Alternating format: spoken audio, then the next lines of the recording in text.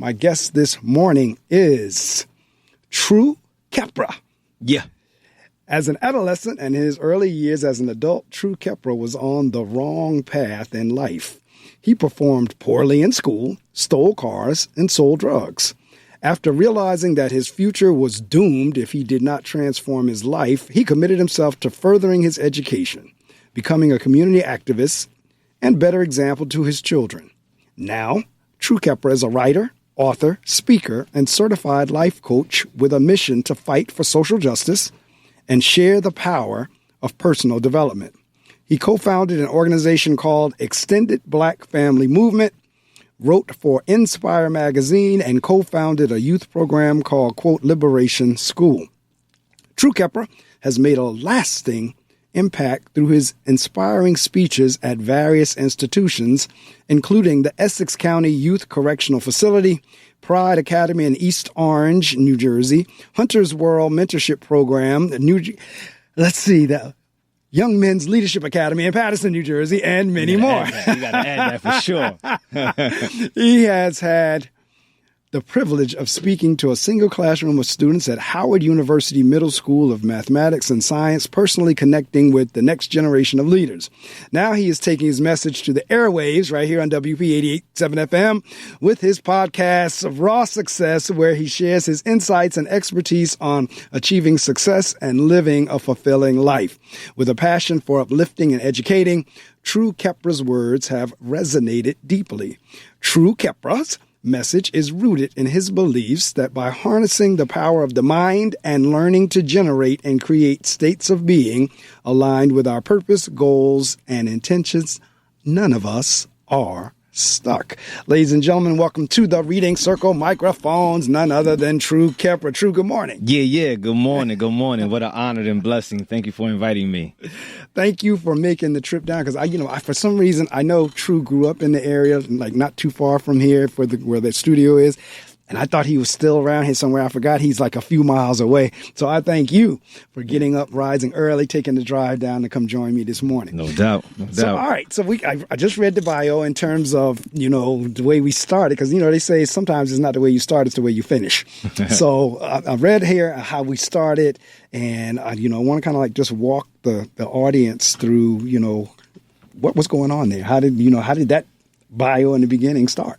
Yeah, so it started, I'm from 10th Ave and 23rd. Shout out to my man, my brother, D1. We lived across the street from each other, and he's actually here helping us with production. And, just growing up in a single-parent household, and I say that because all of these factors matter, but at the heart of it, like my book says, the power of choice is based on the individual themselves. However, I am a byproduct of my environment, growing up in a single-parent household, low income, and just seeing what's going on in the environment, in the streets. And I was influenced by that. I always tell people, my mother raised me right. I chose the streets. And, a big influence was definitely money, wanting more in life. And that's something that I still have to this day. But obviously, I channel that energy in a more productive, intuitive way that's aligned with divinity and what I would say is our legacy as Black people. So I would say that's what led me to the beginning of that, stealing cars and selling drugs. And I actually didn't start selling drugs in New Jersey. I started selling drugs in California. So when I was younger, I got sent to Cali to live a better life. And I got in trouble over there too. And so I got sent back to Jersey. But I started selling drugs in Cali. I was just talking about you yesterday. We're interviewing a prospective student. Actually, he got accepted to come into the school in September. And I was sharing your story about how your role model was the brother on the street with the long black leather coat and, G Money, Mercedes, right? G Money, exactly. G Money. Yep, that's my man. Like from Mill Street. That was when I was very young. So I'm sitting here like, when you said that day at the school, what immediately popped in my mind was this movie Superfly. I'm sitting there, when he said that, my mind immediately went back to that 70s movie Superfly, and I just pictured it. But I was telling that young man because he's kind of like, in the environment that he's living in, his mother was telling me he's kind of doing the same thing. He's looking up to the guys on the block as to, that's who I want to be. And so she's doing everything in her power to get him away from that, or at least get him around some people who's going to steer him away. So that was your role model. You go to California, you start selling drugs, this, that, and the other, but somewhere in there, something changed. Yes. What was then? What happened there? So a major factor, brother, and it's interesting that you mentioned role models. A major factor that sparked my transformation was the nation of gods and earths and the nation of Islam. And so, ironically, when I came back to Jersey, divine fate, I was seated next to another young brother named Dasu, whose name is Tyrone Moon, who was a former member of the Nation of Islam. And in the classroom, he was talking about the distance of the sun and the earth and talking this knowledge of self that now I call knowledge of self. But at the time, I had no idea what he was talking about. And I was wondering, how did he get this knowledge? We're the same age and he has all this knowledge. And so from that spark, I was then interested in the nation of gods and earth and that wisdom and learning more about my legacy and who I am. And it was cool. It was sort of, you can say it was a fad, for lack of a better word, to be a part of the nation and to have this knowledge, which is another thing that's important to talk about because, and I'm gonna get back to the question, what do we see is promoted as being cool or fads nowadays? See, at that time, we're talking about the early 90s, right? Or should I say mid 90s? It was a time where it wasn't cool to be dumb. You know what I'm saying? Everybody was, I see you with the Ankh. People were wearing Ankhs, black fists. Now, we're not talking about the 80s, right? We're talking about transitioning out of that. They had the 7s. And so I was attracted to that. And I had some young men at the time, like Respect the Law, Peace, Knowledge Born, King Civilized. All of these people are from Patterson, who then took some of us young, wild kids, teenagers, and taught us knowledge of the lessons.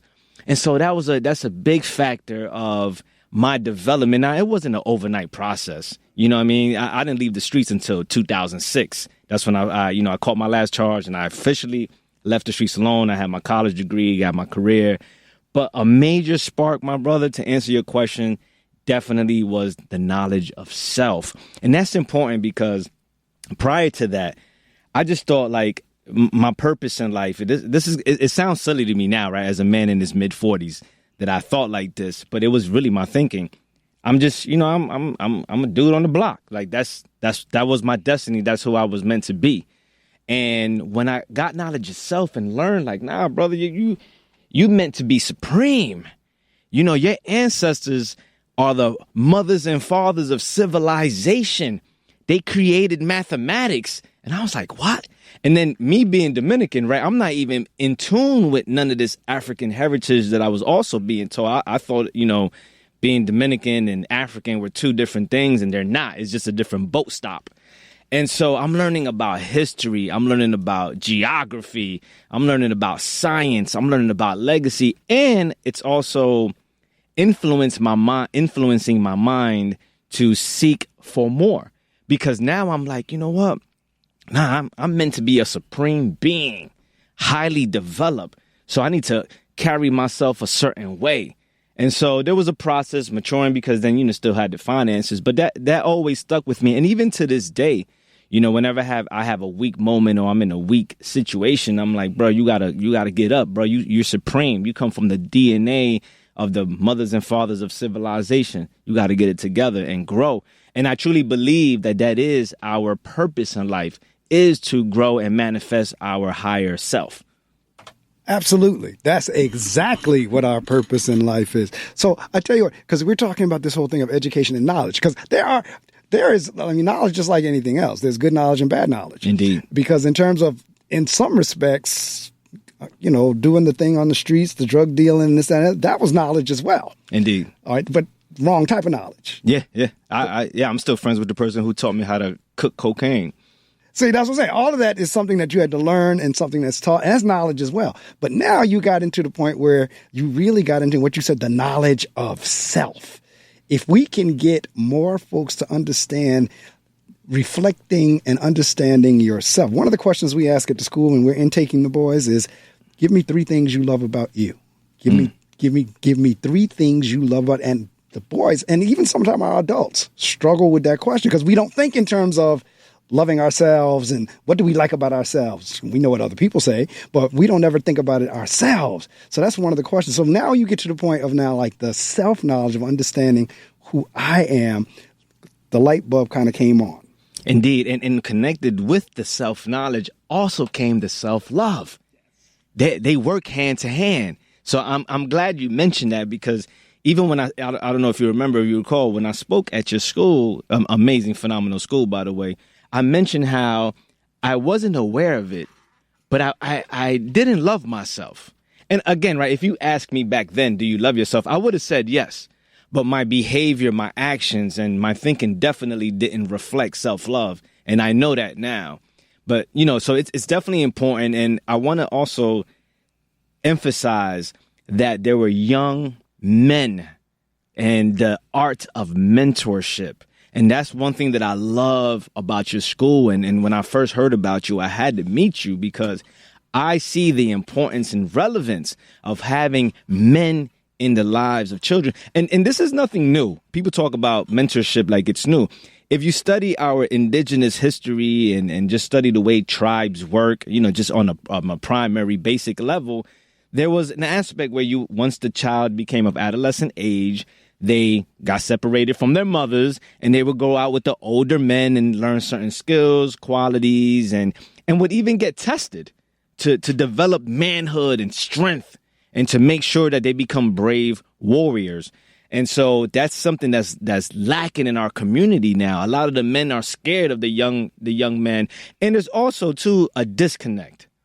And we need to bridge that connection. So when you see me, what I wear at the schools, how I talk at the schools, and how I carry myself at the schools, it's all strategy. Because I understand their thinking because I was them. So I know that you have to look a certain way. You have to sound a certain way. And there has to be a level of success for them to even listen to you. No, you're absolutely right. And I was telling True as he was coming up that out of all the speakers I've had over the years, and they connect, they do. My boys, they really are accustomed to having people come in and pour into them or pull out of them. But with True, I mean, there's a young man now. I don't know if you remember, he kept asking you about the process. Yes. He was sitting over to your right, and he to this day was still the other day when I talked to him was talking about that. For whatever reason, the process stuck with him.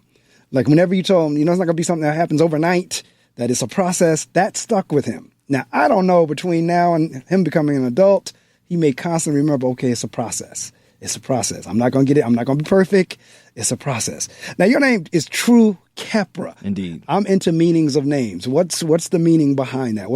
I know True, but I mean, what's the meaning behind Khepra? What does that mean? I love that. Thank you. So my name is True Mungu Khepra. Mungu is a Swahili word that means God.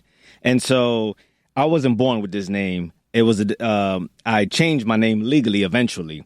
So let's start from the beginning. We were given names that were not ours. Correct.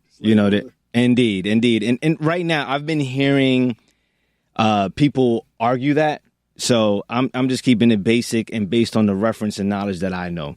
We were given names that weren't ours, right? And so my mother gave me my first name, obviously, right? It wasn't a slave master. I'm not from the 1800s. She did her best. However, I believe that when you know better, you do better. And so that name, although my mother, which is the first name, is considered your honorable name because it's the name that your parents give you. And, I wanted better and I wanted something that reflected me. So the name True actually came from the nation of gods and earths. From being someone I had like a million questions. That's why when I speak at schools and like your school, when the children were asking me questions, I love that because it's a sign. It's a sign of intelligence. And a lot of people may think that asking questions is actually a sign of not being smart. Actually, no. Asking questions is a sign of being smart. Correct. Yeah, you're seeking for more. You want to know more, right?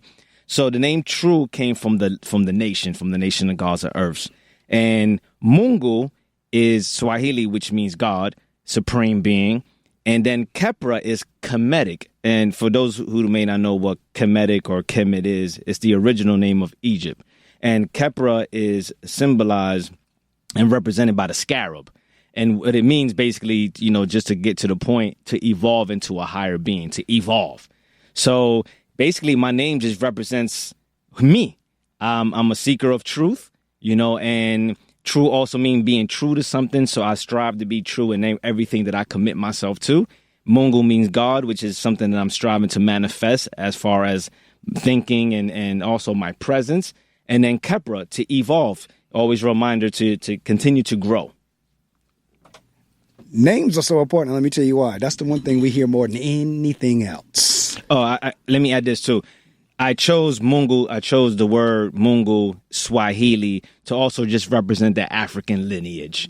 You know what I mean? I had Kweli Mungu Khepra, but I said, you know what? So Kweli means true in Swahili. And so before I legally changed my name, I said, you know what? Now I got to pay homage to the nation. They were such a huge part of my life that I'm going to keep the name true to pay homage, because I knew, me knowing that true is not a common name, when they would ask questions, you would have to then find out that it's a reflection of representation of the nation. But I also wanted to, so Swahili is African, Khepra is African. So that's why I chose those languages as well. No, absolutely right. And this is where I was going a minute ago. And I said, the one thing we hear more than any other words are our names. I can't tell you how important naming is. That's why I have a problem with people that just pull a name out of the air. I'm very conscious and intentional about naming. My youngest daughter, the one I was just talking about, who I spent Father's Day, her name is Niara. That's Swahili for of high purpose. Her second name was Simone, which is a great listener. And then her last name is still Medley. So when my wife at the time was expecting both of my girls, every night for the 9 months, we were in name books, putting meanings together. And that's how we came up. My first daughter's name, Aria. That was from my love of music. Love that. Aria is a love song, usually in an opera, or usually it's a solo love song. Her middle name is Monique, which is teacher. And so the naming is important. My name, Marc Allen Medley, and people think I made it up, but if you look it up, you'll see in there. Marc Allen Medley. Marc stands for warrior. Allen is handsome. Medley is a combination of many things. So I tell people I'm a handsome warrior who can do many things. There we go. And so now I looked that up and translated it into my African name. I have an African name as well. It's Ajamu Alade Abanibi. Ajamu Alade Abanibi means the same thing as Marc Allen Medley. Love that. Right? So if I'm saying all that to say names are very important. I know folks whose last name was Doctor who became doctors. I know folks whose first name was Art who became art dealers. I know folks, we become our names. That's why it is so important. That's why I asked you the question in terms of that. You're talking about the history. If I have something here, those who don't learn from history are doomed to repeat it. Those who prevent history being taught fully intend to repeat it. Indeed. So, you know, the Honorable Elijah Muhammad said history is most qualified to reward all research. One of my favorite quotes by the Honorable Elijah Muhammad. But yeah, I definitely think it's important. You know, I wanted to say, you know, because, you know, I'm always thinking about listeners and things of that nature. They might say, well, you know, yeah, how do you know if your ancestors were from Kenya? You know, because one of my names is Swahili. Or, you know, then the last name is Kemetic. And so this is the thing, right? We understand that we lost a lot, right? We lost a lot and a lot was taken. But so we just do our best. And I think that this is what it is. You know, you can choose to debate over that, or you can just choose to appreciate the fact that we are honoring our legacy. And yeah, my ancestors may not be from Kenya. They may not be from Kemet, but I'm just honoring the legacy of the mother of all continents. That's absolutely right. And see, again, and for those of you just listening or joining in, I hope you've been with me since 6, but definitely hope you've been with me since 7. My guest this morning is True Khepra. True as many, he's a Renaissance man that's what I call Renaissance, somebody who can do many things. And if we look at his bio, he's doing many things as well as being an author. And his book is The Power of Choice. You are not stuck. Now, one of the messages that in my school, because you're going to keep, you all know, you hear me referencing my school all the time. I'm going to keep referencing that because that's how I met True. True came. Matter of fact, let me take it back a little bit. Whenever I was out for my mom's passing, there was a substitute principal for me. It was a young lady who came in to fill in for me while I was out. She's a vice principal, and she came in to fill in. And she was so enthralled and enamored by the school that she knew True. And she says, like, True and Culture was coming to her school for something. She said, I know a brother you got to go see. And she said, you got to go to this school, see this brother. So they show up one day, and it turns out Culture, I knew him since he was a little boy. I knew him as his government name, as the kids can say. Mm-hmm. And they come in, and we hit it off right away. Culture comes, we set up a date to talk to the boys. It was phenomenal. I said, you got to come on the show. And that's how we got here this morning. But in terms of a message, he has it. And see, again, for our people of color, our black people, because see, we can be annoying to each other in terms of what we don't do. I get it. I get the history. I get the psychological piece. But there are some things that we can do, regardless of how you started. That's why I said, regardless of how True started, it's where he's going and ending up. And it makes his message that much more powerful. Because again, with my boys, when they heard 10th and 23rd, they were in. Bam. They know the neighborhood. Yep. They know the neighborhood. So, in terms of like going out, delivering this message, what challenges have you faced, especially from our folks, if at all? A major challenge I would say that I face it's more personal. It's really just figuring out how to profit off my purpose. And there was some mental blockages that I have within self because I had it that almost like the preachers. You see how preachers, some preachers take advantage of the community when they're saying a word. And I almost put myself in that same category, meaning that it's wrong to profit for helping the community, which is totally false, right? Because your purpose, your gift, you should profit off of that. It should sustain you so that you can do more of it. So I would say, one of the biggest challenges that I personally had was that my own mental blockage is the imposter syndrome. So you got to realize nowadays, right, as a man in my mid 40s, people say, oh, you're articulate, you speak well, you're so smart. But in my head, I'm still that high school person that was struggling in East Side High who didn't even graduate in time. You know what I'm saying? So a lot of it was just I was getting out of my own way, which is why I prefaced the title, You Are Not Stuck, right? Because a lot of it is just us. And the other challenge is I started a family at a very young age, and I started my purpose much later in life.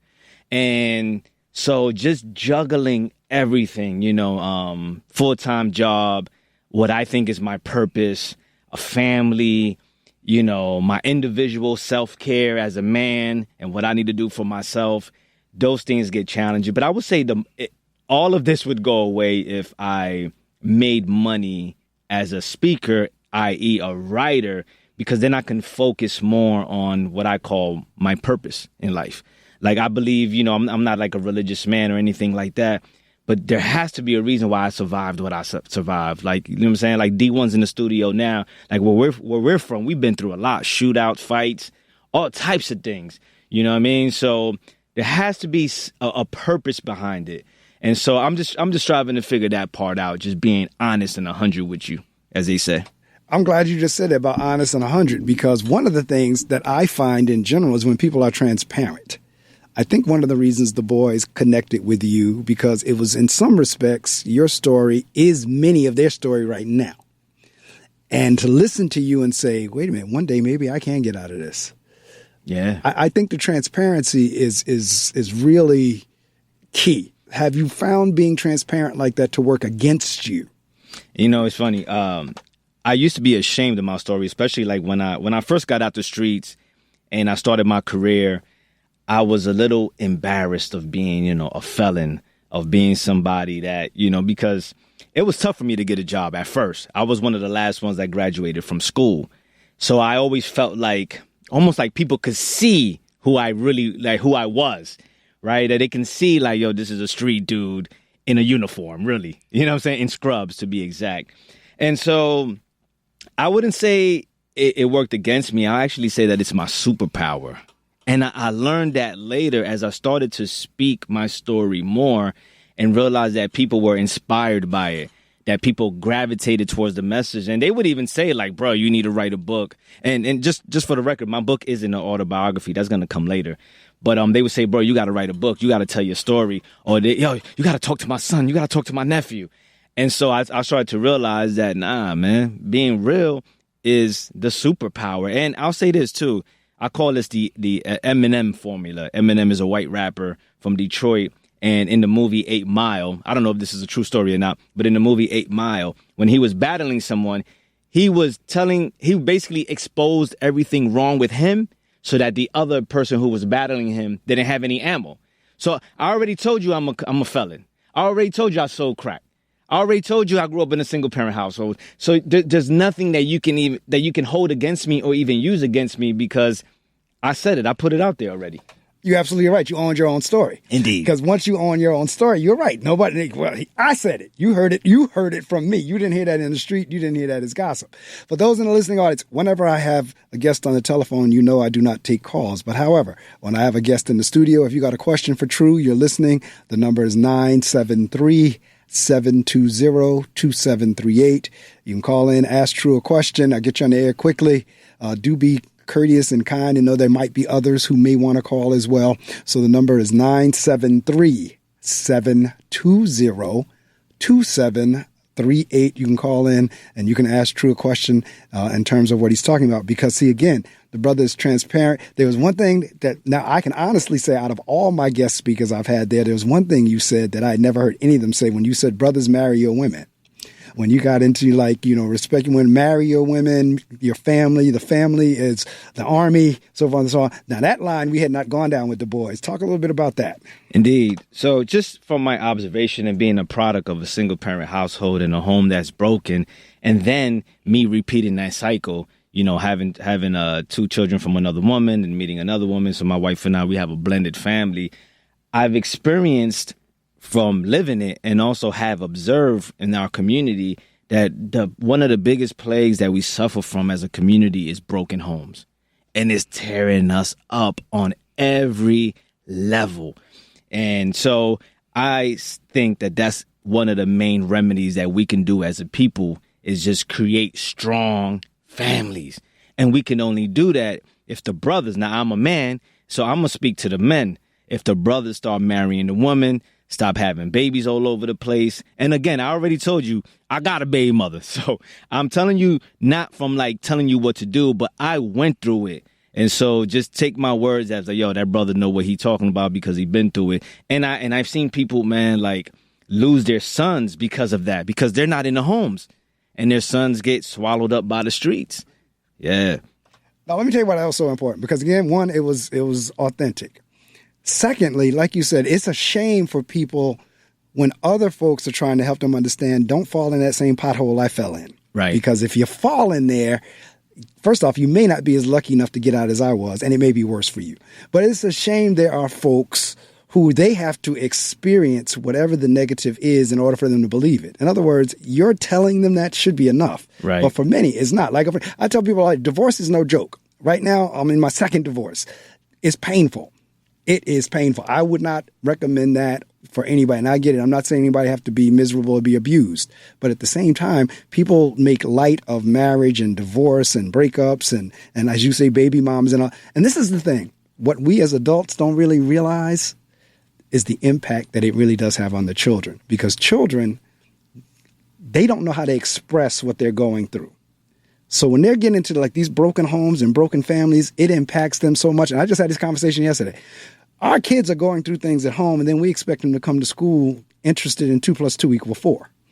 They care less because mom just got her wig spun last night. Right. We don't realize that the actions of us as the adults, how much it impacts the kids because they don't know how to express it, and they may not. And many times they will internalize it and think they were the cause. Yeah, and I dare say that it's traumatic. It is traumatic. It's a traumatic thing. It is. And I want to add, too, another reason why we can say that it's important. If you look at what the colonizers did, what the slave masters did, one of the first thing they did was split the families. That's right. So as crazy as this may sound and as extreme as this may sound, us marrying a woman is an act of war. That's right. It's a battle cry. Yeah, to regain our supreme families, our happy families, our abundant families, and love and joy. And another thing, too, a lot of people want to say, well, I turned out all right. No doubt. And I'm happy that you turned out all right. But just consider, if you turned out all right, how would you have turned out if you had an intact family? You know what I mean? Like, consider how much better or more, right? We don't know. It's something that you can't quantify, because, and then every child takes it different. But it's the damage that's done, or let me say the impact that's done, is something that you can't even quantify. No, you're absolutely right. And the thing is, it becomes exponential, because now the impact and the damage that was done as a child, as an adult, it manifests in it manifests in them not being able to hold relationships. It manifests with them being abusive. It manifests with them being unmotivated or depressed, or, you know what, I ain't got no time for education. I don't want to hear about no knowledge. It manifests in a lot of different negative ways. Yeah. And let me say this too, that we, the older generation, and now I'm stepping into that generation myself, we have a responsibility to train the young people, because a lot of us weren't taught in the most important thing, the art of relationships. How a man is supposed to conduct himself, how a woman is supposed to conduct themselves. So also, too, we're doing these things with no knowledge. Man and woman coming together with no knowledge, like no exercise of how to relate to each other, or, like even simple things like, listen, when a man does this, don't trip. It's just this. Or even this, the roles and responsibilities, right? Like we gotta like, I know people like, just this whole thing of like, like there's no roles anymore. Anybody can do anything. And that's true. But just because you could doesn't mean you should, right? And I think that even that, like adding some structure, like as a man, this is my role. As a woman, this is your role. And then we figure out, right? Baba Baruti, who's out in Atlanta, he wrote like 1 million books. He's, one of the elders. He always talks about, we're not the opposite sex. We're the complementary sex. Right. So we complement each other, like my strengths, your weaknesses, your strengths, my weaknesses. And then we figure out, like my wife at home, she manages the finances, my check, everything goes to her. And because she's better at it, she's more organized, she's more detail oriented. So, even something like that. And so I'm not ego tripping off of that. At first I was. At first, when we first met, I didn't even want to merge our finances. Ignorance, you know what I mean? Like, nah, let's, I had like the single man, single parent, single everything mentality. So that's another thing too, that these broken homes do. They again, indirectly, none of this is happening consciously. You start to think that it's okay to think a certain way, sidebar, but I think it's related. My good friend Ron, we were having a conversation about suicide, and one of the things that he said, because he experienced some suicide in his family, that when one family member does it, it sort of spreads, because it's almost like other family members think that it's okay to go out like that. Yes. So yeah, I mean, you're absolutely right. And see again, we were talking about this whole thing of knowledge, of understanding, of, because in order to make choices, you got to have some information. In education, we're always talking about using data to inform our instruction. We're always talking about using data to make our instructional decisions. But in life, you need to have some knowledge. Like he just said, you kind of need to know something about what it is you're making a decision about. And a lot of times we are flying by the seat of our pants. We're just doing any old thing go. And so now when I get a brother come into the school, because in my school, we get a chance to have real talk like this all the time. In the other schools around the district, because they're large, they're big, they're not designed to do that. My school was designed to do that. So my students get a lot of exactly what me and True are talking about now. This is what they get pretty much on a daily basis. So there really is no excuse for them not to make something of themselves. Because one of the things, it's funny he's talking about, we talking about the men. Because I always said, if I ever wrote a book, the men would say, brother, you ain't no man, turn in your bone. Because there are certain things in my mind that men cause a lot of the issues of what we're doing. I mean, we really do. We won't admit that, but we are the cause of a lot of the issues. And I know for a fact, if I wrote a book on the brothers, they'd like, turn in your bone, man, turn in your bone. One of the things we talked about during it was, and I, again, had this conversation again yesterday with some students as well. Because the young man that I was interviewing, he was there with his mom, and I don't know what, it was something I said, and he started tearing up. And I said, young brother, because he's only in fourth grade. I said, I'm glad to see you crying. I said, I need you to understand it's all right for brothers to cry, for men to cry.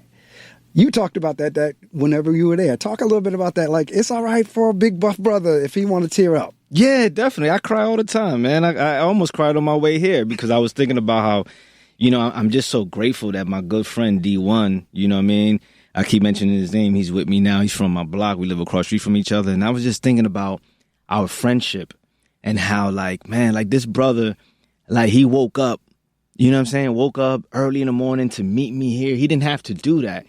And I'm just so grateful to him. You know what I'm saying? And D1, you're right here. So I'm acting like you're not here. D1, I am just so grateful, bro. Like that made me tear up when I was on my way here, bro. Like, damn, like, you know what I mean? You like that like, wow. Like he didn't have to say yes. You know what I mean? He's here helping me with production, taking pictures. And so I say that. And I don't agree with this whole thing that's happening. I'm gonna just call it a thing that's happening where, man, you have to be more soft. You have to be more in tune with your feminine side. I mean, get out of here with that, man. No. You know what I'm saying? What I tell men that crying still means you're strong. Correct. You know, it actually means that you are very strong. That's right. You know what I mean? Because you're not afraid to show that side of you. So I can tell you, my man D1, he's a very tough guy. You know what I'm saying? He did time in prison and everything. Tough as hell. One of the toughest men I know. And I'm here telling you, I cried. You know what I mean? I cry a lot, and I cried thinking about him.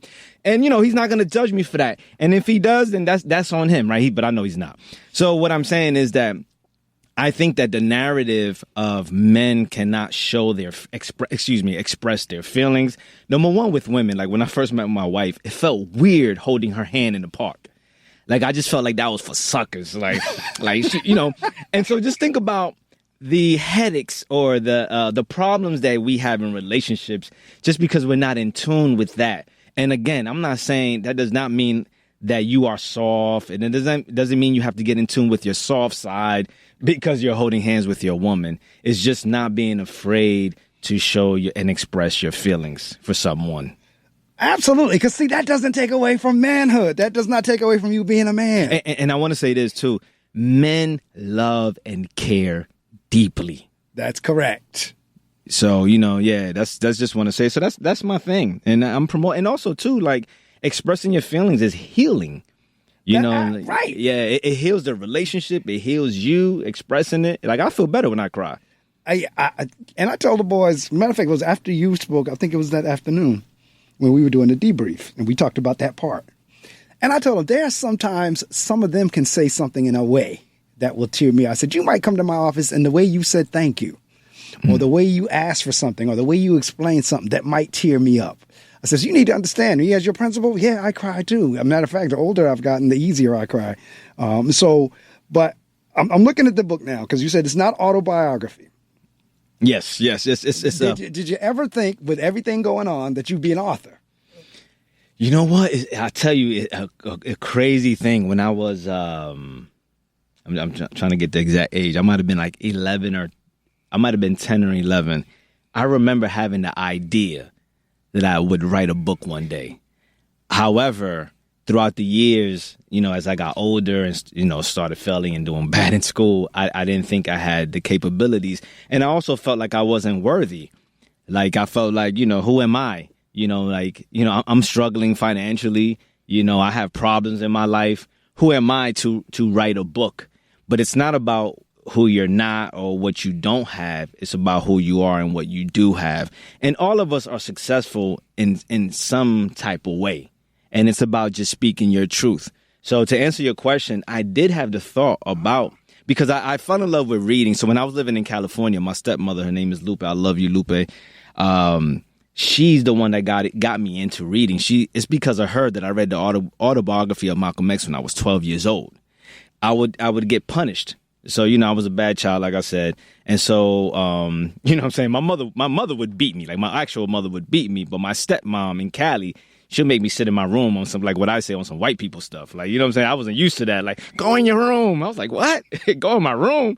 You know what I'm saying? And so I had books in that room. I had books. And so I fell in love with reading, and I'm so thankful, believe it or not, like from being punished is how I fell in love with reading. And then And then later on in life, books, now I'm talking about personal development books, they contributed so much to my personal development that I almost felt indebted to give back to the universe and space of writing, knowing what it can possibly do. And so like my book, I strategically designed it and wrote it a certain way. And like, for example, last week, a friend of mine, she read the book and she was like, it's basic. It's very basic. And I was like, I'm glad, because that's how it was designed, because I wrote the book for people who don't like to read. Right. I wrote the book for people who don't want to go get a dictionary, because I know that when you do that, you're a reader. Like me, I would do that. If I'm reading a book and it has a word, but other people, they'll get turned off by that. So I also too, not bigging myself up or nothing like that, but I heard that a sign of intelligence is making a complicated, complex thing and making it simple. Correct. So I challenged myself to turn these complex concepts of personal development into something simple and basic. But it was designed for my brothers. My brother D1, he spent time in prison. You know what I mean? And I used to write to him. I wanted something like maybe him and that population can read, as well as now it's not so basic where a scholar or someone who's not in academia won't respect it either. So I wanted to it's basic enough where anybody can read it, but it's not so basic where, like, if a professor reads it, it was like, yo, this man got something to say. There you go. And I noticed you start the book out with thank you. People don't realize how big gratitude is. And I noticed that's the first thing. Thank you. Yeah, that's when I first wake up, those are the first two words that I say to myself. I know that's right. Same here. Same. Literally, I open my eyes. Thank you. Like I look around like, okay, I'm still here. All right. Thank you. That's exactly right. So I'm looking at the table of contents. Thank you, dedication, preface, why I use rappers' quotes. Yeah. How to read the book, get back in the driver's seat, fill your life with fulfillment, the cost versus the benefits. Indeed. Maximize your being through the power of intention. Perception is projection. Mm-hmm. We see what we perceive. Mm-hmm. Communication, the bridge to it all. Drink from the well of your resources. Mm-hmm. Know the ledge, knowledge, or fall into the pit of ignorance. Yeah, I got that from the nation. All right now. Honor your choices by doing your best. Adapt, strive, and evolve. The dots connect later. Clarity of purpose, gratitude, attitude, the story of identity, break through the wall of fear, empowering narrative, Maruki's story. Yeah. The butterfly effect, the recipe, the gap, data for life, play your part, connect with the whole, you are not a tree. Now, I know when we were at the school, you had an acronym. Yeah. You shared that with the boys as well. That's right. All right. So talk to me a little bit about putting this together. What was it like? Man, it was a journey. So you see the book in your hand and you look at it and the size of it and everything like that. Number one, this wasn't the original book. Okay. This what the manuscript was crazy. The manuscript is the size of my damn body. The manuscript. So it was writing this book itself was a personal development lesson, and realizing, like, number one, I had different editors. I took a course. It's called the Speakers Boot Camp. That also had, lessons about writing a book. But it was just something that, also too, it taught me, it didn't teach me structure. I had structure already, but it required structure. It requires structure, yes, it does. Patience. And there was a time where I stopped because I ran out of resources. So I ran out of, I did my part, but then, I didn't have any more money to invest in it. And so it's just, it was a journey. It was definitely a journey. And then I had to get out of my own way. And then, the interesting thing too, right? So there was, the book was done. This part is interesting. The book was done and I submitted it to the last editor. And then I was reading it again for myself just to approve it. And I was gaining lessons that I needed in that moment. So it's almost like, did I write the book for me? But then I had this weird moment with it too. Like once I separated from it and read it again, I needed my own book. It was this interesting moment. Yeah. But it was a journey. And what I tell everyone, just get started. Right. That's the most important thing you can do. And then once you get started, and I'm actually thinking about creating a course because I'm getting asked so much about writing a book that I was like, maybe I should put something together. But yeah, just get started and just know that, because I don't know what to say. I don't know where to start. You start in the middle, first, beginning, whatever, say peace, and you'll be surprised how the mind just starts to pour.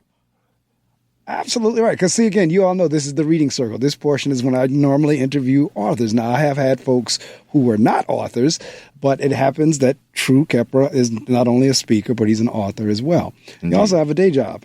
Yeah, and with all of this, he also has a side hustle, and a podcast, and 5 children, and a wife. That's right. He's getting it all in. But see, again, the reason that I love it, because see, historically, and even to the point where folks are trying to take us back to, people try to act as if black men don't do these things.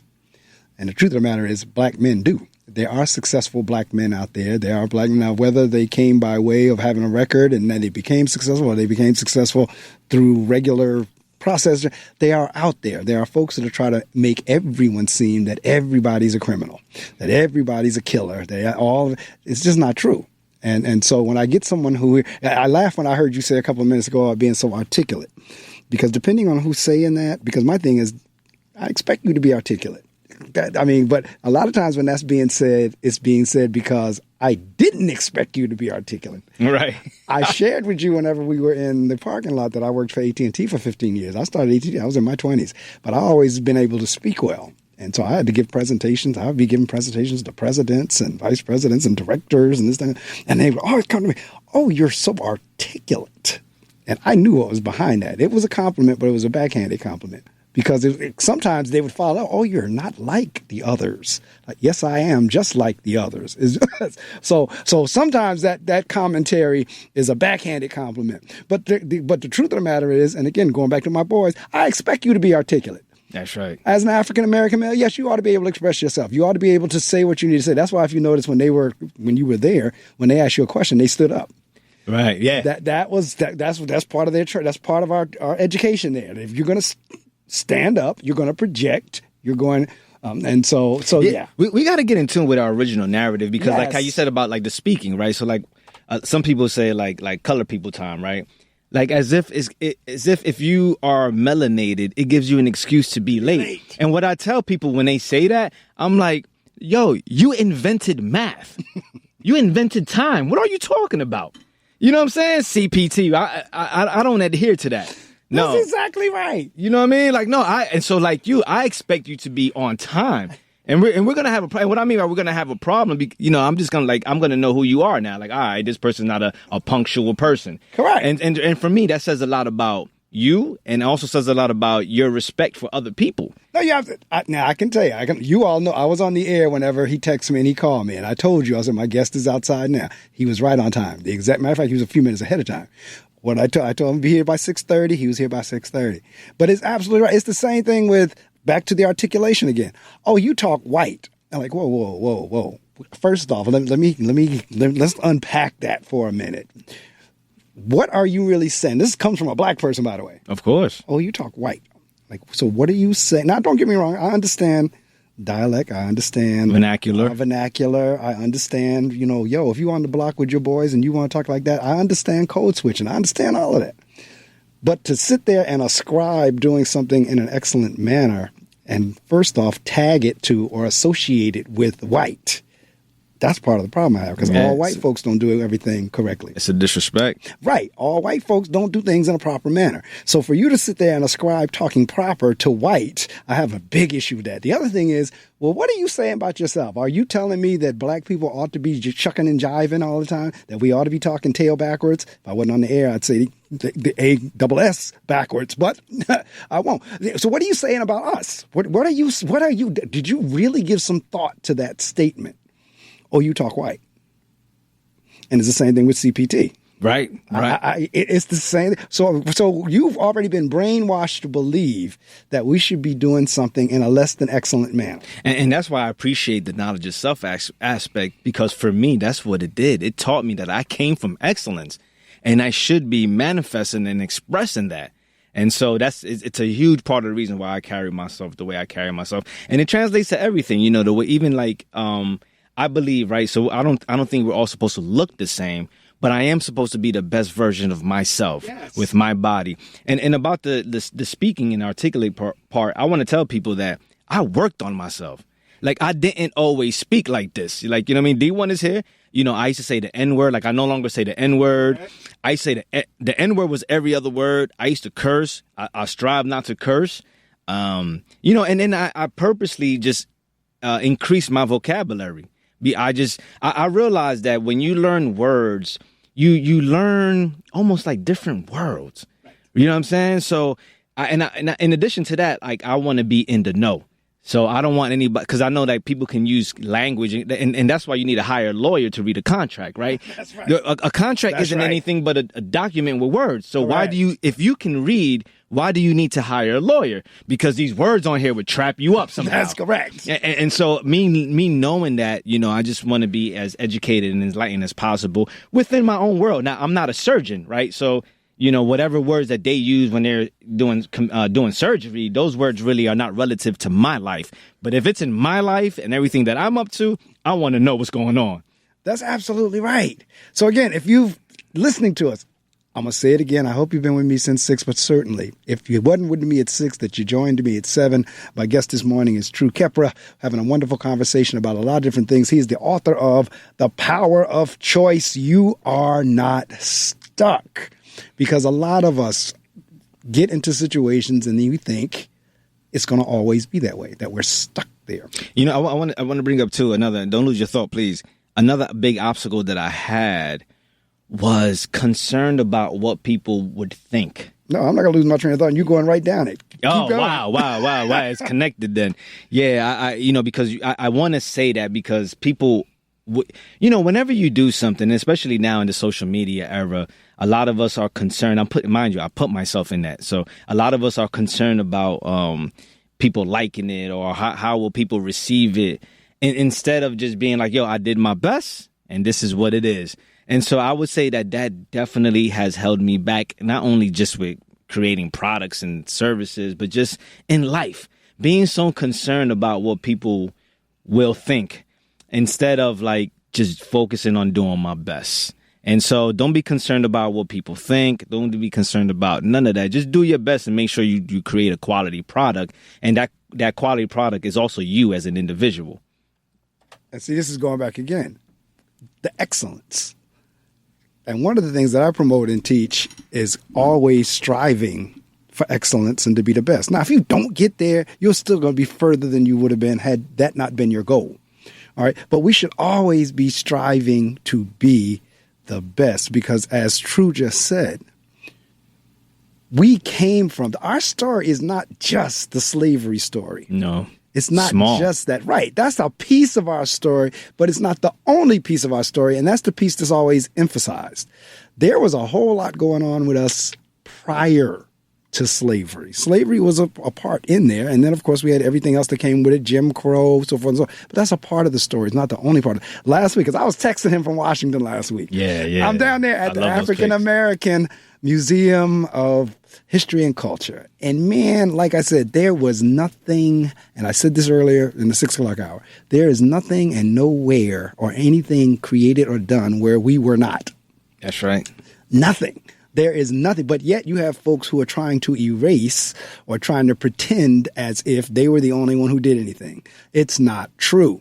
And Black folks need to understand it. And again, Naeem Akbar in his book, Breaking the Chains of Psychological Slavery. Classic. He talks about how we need to be just as comfortable promoting ourselves, because there is nowhere the Europeans, the Eurocentrics, Caucasian folks do not go where they're not surrounded and see their greatness. We have to get to that same point and not be ashamed of it. And also, if I may add to that, understand that it's your responsibility, not relying on them to do it, Correct. Other people to do it. You have to do it. Correct. Absolutely. 100% correct. I think that we as a people spend a lot of time crying and whining about what they're not doing for us instead of just focusing on what we're not doing for us and what we can do. Correct. And see, that's why I'm going to take it back to the power of choice. We still have a choice.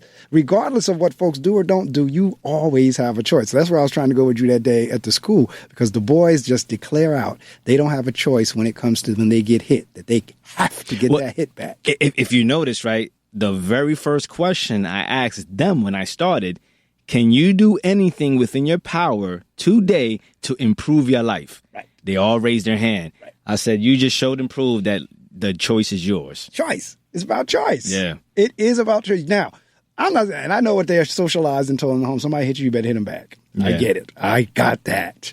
And in some instances, yeah, that's true. This is what I always caveat them. If you are between the school and home and you get attacked, yeah, you gotta go for what you know.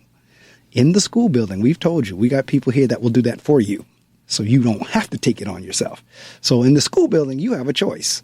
All right, you know what? And I've even told the kids, if you tell your classmate, brother, you know I want to tighten you up because we in this building, I won't. You made a choice. Do it like back in the day. Right. After 3, I'm going to see you. you know, and the science is, right, to show some compassion to those young men, a lot of times, right, they don't know how to express themselves. They don't know how to express their anger. They don't know how to problem solve. They don't know how to conflict solve. And I think that it's something that they have to be taught, especially when in their environment, this is what they learn to survive. Right. You know, and it's right. Yeah. You know, like I realize, right. I tell my wife and we joke about this story that I told her. One day I was in the gym, right. And I saw these 2 white boys in the locker room, right. They were in each other's face, like calling each other all types of curses and mothers, like spitting all types of things in each other's face, right? Now one punch was thrown. And I remember being in the locker room shocked. Like, what in the world? Like, because where I'm from, yo, fam, that's war. like a quarter of that. But, you know, that's how we're raised. And I don't think there's anything wrong with that. Right. And like Baba said, right, in the right setting, if you're outside in the battlefield, you know, you got to defend yourself, no doubt. You know what I'm saying? Listen, I'm a martial artist. I'm all about defending myself. You know, but however, though, like, and let me just say this. When I was in school, it wasn't like I was practicing this, but just learning, you got to learn the rules and regulations of a situation. Correct. Because what happens is if they don't learn that in the school, they'll be at work knocking somebody out. That's correct. because that's exactly because right. Like, yo, this ain't the place or time for it. Yeah, so indeed, I'm with you. No, it is. And see, again, that's the kind of, a lot of the conversation that True and I are having this morning is exactly what he explained and shared with the students. And they connected. Like, because this is what I tell them. I bring in so many people because I want to expose them as many people because I never know which is the one that they're going to say, I want to be like him. And you know what's interesting about that, Baba? So for those who don't know what Baba means, you know, in our ways and in our tradition, Baba means elder. It means somebody you respect, you admire. So Mr. Medley, he's someone that I respect, I admire, and also he's doing like big things. So he earns that title within our tradition, Baba. But so with that being said, I did the same thing for my son. Like I exposed my son to and still exposing him to all types of men, obviously men that I trust, all types of men, because I understand that it may not come from me. Right. I'm his dad, right? Right. So, but however, if he can just get the message, and like my son is an athlete, I'm not an athlete, you know what I mean? So listen, it may take an athlete to tell him, as long as he just gets it, that's all I care about. Correct. And that's exactly, because I told the boy, I said, because for the most part, every speaker that comes in, you all say the same thing in a different way that we say every day. And I said, if you didn't get it from me, but you got it from True, I ain't mad. Long as you got it. Yeah, in martial arts, one of the biggest things in martial arts is we call reps, right? You repeat a move, repeat it. And what happens is, eventually it becomes a part of you so much that you don't have to think about it. Correct. Somebody touches you a certain way, you automatically... You know what I mean? So, yeah, repetition is great. And repetition in many different ways because, like you said, it lands different every time. Right. Yeah. So yeah, I said, I never know which one going to be the one. So it was like, when True finished, I said, True might have been the one. Now, there might be somebody else coming, but I do know they connected with his message.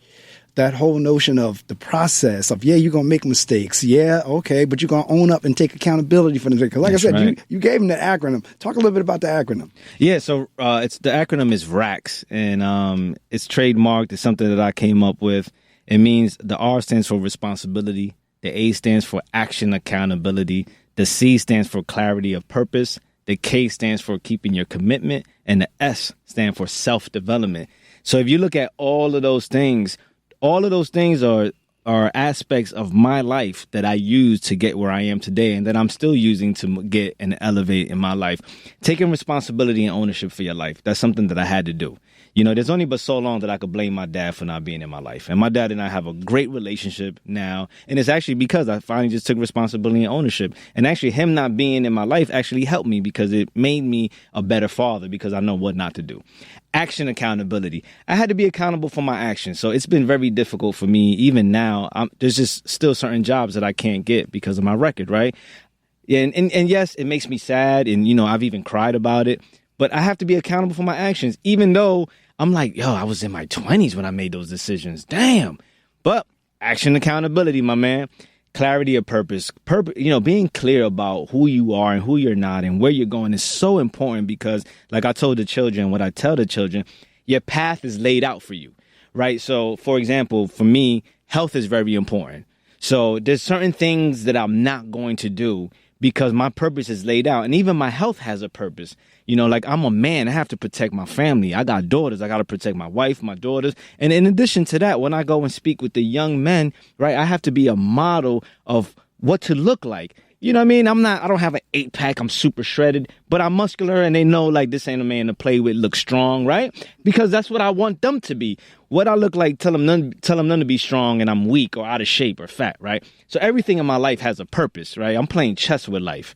And it really gives me freedom because it tells me what to do. My purpose tells me what to do and my purpose tells me what not to do. And so in the K, keeping your commitment. I think that one of the key aspects of my success and where I am now is because I'm someone who keeps my commitment. Now, am I perfect? Absolutely not. Now, what happens when I don't keep my commitment, you'll get communication. You'll get apology. You'll get, how can I make it up to you? Right? Because, you know, life happens. And so in the self-development, I always say self-development is last, but it probably should be first. It's really about just developing yourself and understanding that you got more to offer. You always have more to offer. You always have more to grow. And whatever it is that you don't like about your life, do something about it. All right. Well, we have come down to the end. I told them it runs a little bit over 8. We go an hour. Sometimes we go over an hour because conversation be flowing. But we've pretty much come down to the end of our interview in terms of what I do for the last few minutes. You get an opportunity to promote. Let's get it. You can promote and shout out anybody you want. The only thing you cannot say is a dollar amount. They can discuss that with you when they call you and get in contact with you. But websites, books, folks you want to shout out, like, what is it, D1, culture, brother, all of that. If anybody you want to shout out, your mom, anybody you want to shout out, you can do anything you want to do for the next few minutes except give a price. Indeed. Got you. Well, first and foremost, I want to thank you, Baba. Thank you for having me on the show. And thank you for everything that you're doing in the community. Like, I always tell teachers this, and I know we're running out of time here, but I always tell teachers as a parent, like, I understand that you're not appreciated, not undervalued, and not paid enough. So not only are you an educator, you're running a school, and that school is amazing. Like, I'm not just telling you this because he's here. I told D1 this when he was in the parking lot, and Baba couldn't even hear me. Like, what this man is doing in the community with his school is amazing, and you're saving lives. Whether you know it or not, you're saving lives, you're improving lives. So that's first and foremost. I also want to send a huge shout out and thank you to my family, because when I'm out here, you know, my wife, she's home with the children. You know, we got 3 big ones and 2 little ones. She does a lot in the home, and the things that she does in the home allows me to do my purpose and strengths and able, like, while I'm here, she's running around with 2 children, getting them right? So that's another thing. I also want to send a huge shout out to the brother that's in the studio with me right now, my brother D1, man. We lived across the street from each other on 10th and 23rd. My brother came here, woke up early to meet me and to help us with production. And I'm just so grateful to you, D1. Love you. I appreciate you, King. And also everybody who has invested in me. And people say the word support. Maybe it's my ego. I don't like the word support, right? You're not supporting me. You're investing in me. You're investing in the message. You're investing in the movement. So whether you bought a book, whether you bought some merch from me, liked the pic, commented on a pic, or even offered some criticism or some constructive feedback on how I can improve myself or any of my products, I'm super grateful. I never will call myself self-made. I know people say that. True is not self-made. I've had too many amazing people in my life, those who invest in me and those who took time to teach me things and offered a platform like you did. So I will never be self-made. I'm community made. So thank you to the community and everyone who looks out for me and invests in me. How can you find me?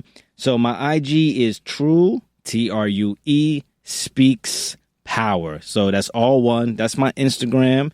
Drop me a DM. Let's communicate.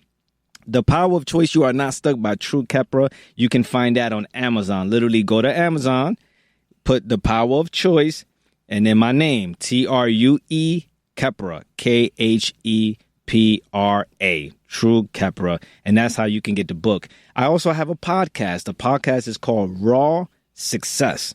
We're available on all streaming platforms. You can find us on YouTube. Just, again, same thing. Go to the search bar, Raw Success Podcast. You'll see a picture of me. Check us out. Listen, if the information isn't for you, at least give us a try. If it's not, it's all good. Don't feel like compelled to subscribe and any of that. Like I tell people, like, don't feel like forced to have to buy anything from me. That's not how I roll. But what I do say is that if you like something, or if you are a reader, or if you do wear hoodies, right, or if you do watch YouTube, give me a chance. That's all I ask. Give me a chance. And so, as I mentioned earlier, one of my biggest hurdles was turning my purpose into a profit. And fam, I know everybody probably says this, but I'm the real deal. I'm a man of the community. And I really just want to empower young men, young children, and just to be the better versions of themselves. So anything that you do in terms of my business or any endeavor of mine, that's always my intention and always what I'm striving to do. So check me out. Stay in tune with me. Let's get it. Peace. All right, man. Again, I thank both of you so much for rising early. Like I said, you came out of Morris County. That's a few miles away. I know that commute. I know what it's like, 82, 87, that whole area. And again, I said earlier about the name is the one word that we hear more than anything else. You hear true more than you hear anything else. And the reason I'm saying it, because the brother's true. He lives up to his name. He speaks the truth. He does. I mean, we didn't even get into it, and we could if I extended it. I might, because he was just talking about D1. At the school, he brought another friend, culture. And he talked about how important it is to have other brothers in your life that you can go to. Indeed. The whole notion of mentoring and just being able to, somebody you trust, somebody that once you tell them your business ain't going to be in the street. But another brother you can go to, yo, man, I'm struggling with this. Yo, man, this is really wearing me out here. Yo. Somebody that you can do that with. And he has that, because I see how the love he's showing for D1 here. And again, brother said he'd be there. He was here. We were standing out in the parking lot. He said he'll be here in 2 minutes. We said, let's stay in the lot. A couple minutes, he pulled out. He's been in here the whole time. And if I want to say this too, I originally told D1 6:45. Okay. So D1 was early too. See? Absolutely. So I appreciate that as well. Circulate it to as many as possible, because I know for me, I record it, I archive it on my YouTube channel. It'll be on all of my social media sites, all of them. LinkedIn, Facebook, Instagram, TikTok. I mean, you name it, it's going to be on there. So yeah, share it out far and wide. I appreciate the fact that you all came up this morning. We're going to have to do it again. When you do some more work or either another book or whatever, have you come back up. All right? Let's get it. All right, man. Thanks so much. Yeah, my honor and pleasure. Yeah.